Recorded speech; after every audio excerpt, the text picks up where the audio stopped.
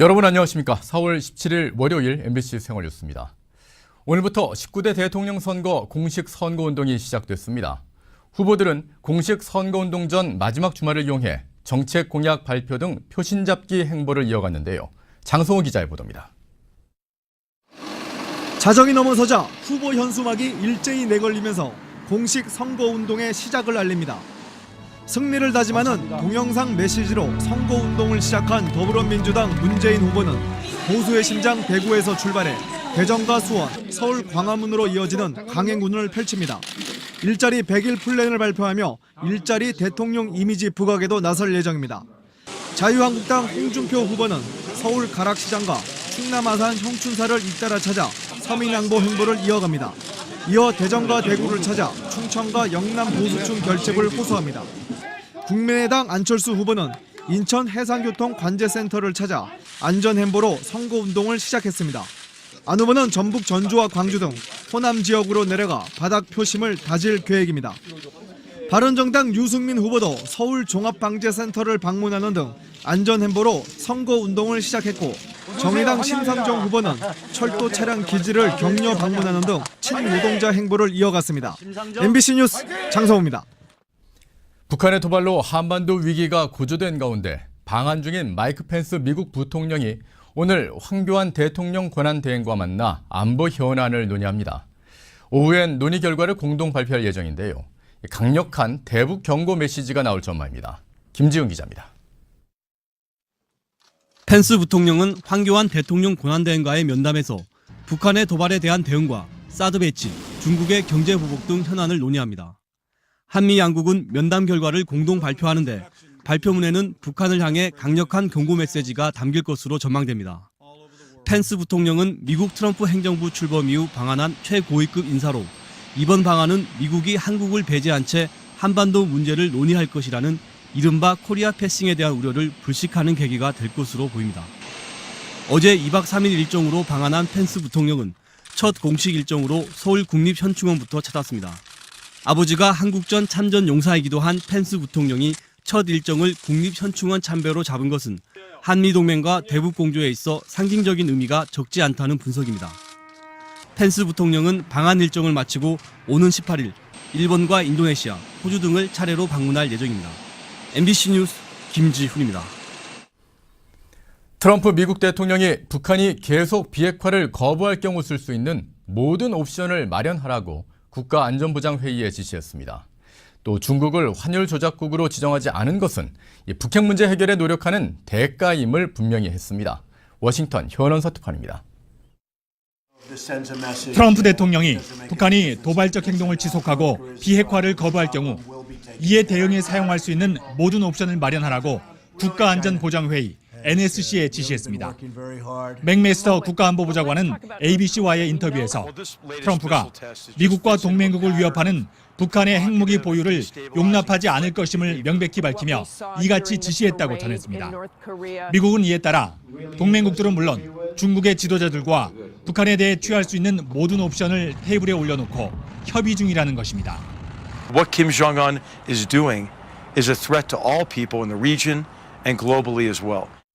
맥메스터는 또 앞으로 몇 주, 몇 달 안에 북한의 군사적 충돌을 제외한 커다란 조치를 취할 기회가 있을 것이며 그로 인해 최악을 피할 수 있을 거라고 강조했습니다. 북한의 미사일 도발에 별다른 반응을 내놓지 않았던 트럼프는 미국의 막강한 군사력을 다시 한번 과시했습니다. 트럼프는 트위터를 통해 미국 군대는 어느 때보다 급속히 강력해지고 있다면서 군사력 증강 외에는 선택의 여지가 없다고 주장했습니다. 또 중국이 미국과 협력하는데 왜 환율 조작국으로 부르겠느냐면서 중국이 대북 압박을 지속하는 대가로 환율 조작국으로 지정하지 않았음을 분명히 했습니다. 트럼프가 북한의 지속적 도발에 맞서 더욱더 적극적으로 나서달라고 중국을 다시 한번 강하게 압박한 것으로 해석됩니다. 워싱턴에서 MBC 뉴스 현원섭입니다. 세월호 참사 3주기인 어제 단원고가 있는 안산과 진도 팽목항 등지에서 추모제가 열렸습니다. 세월호 현장 수습본부는 모레부터 본격적인 선내 수색을 실시하겠다고 밝혔습니다. 나세훈 기자입니다. 참사 후 세 번째 찾아온 봄. 시민들 손엔 제각기 노란 꽃과 풍선이 들렸습니다. 아이와 함께 나온 가족부터 어린 학생들까지 3만여 명의 추모객이 안산 합동분향소를 찾았습니다. 학생들에 대한 그런 추모를 잊어버리지 않기 위해서 매년 이렇게 참석하고 있고요. 사람들이 많이 와서 저희도 온 보람이 더 큰 것 같아요. 3년의 세월에도 사진 속 얼굴은 그대로. 참배객들은 다시 한번 다짐을 합니다. 세월호는 어른으로서 죄책감이다. 잊지 말아야 한다. 그리고 아이들의 미래를 위해서라도 이런 일이 다시는 발생하지 않도록. 전남 진도 팽목항과 세월호 선체가 거치된 목포 신항에서도 추도 행렬이 이어졌습니다. 미수습자의 온전한 수습을 기원하는 목소리가 높았습니다. 아직 돌아오지 못하신 선배분들과 다른 일반인 분들이 빨리 돌아오셨으면 좋겠다는 마음이 듭니다. 세월호 현장 수습본부는 모레 미수습자 9명을 찾기 위해 본격적으로 선체에 진입할 계획이라고 밝혔습니다. MBC 뉴스 나세웅입니다. 국민연금이 정부와 산업은행의 대우조선 채무 재조정안에 찬성하기로 결정했습니다. 국민연금 기금운용본부는 산업은행이 만기 연장 회사채 상황을 보증하는 조치를 취함에 따라 채무 조정을 수용하는 것이 기금 수익 제고에 더 유리할 것으로 판단했다고 밝혔습니다. 대우조선 해양 회사채를 가장 많이 보유하고 있는 국민연금이 채무 조정을 받아들이기로 결정하면서 오늘부터 열리는 사채권자 집회에서 채무 조정안이 통과될 가능성이 커졌습니다. 회사채 50%를 출자 전환하고 나머지 절반은 만기를 연장해주는 채무 재조정이 이루어지면 정부와 산업은행은 대우조선 해양에 신규 자금 2조 9천억 원을 지원할 예정입니다. 검찰이 박 전 대통령과 우 전 수석을 일괄 기소하면서 지난 6개월간의 최순실 게이트 수사를 마무리한다는 방침입니다.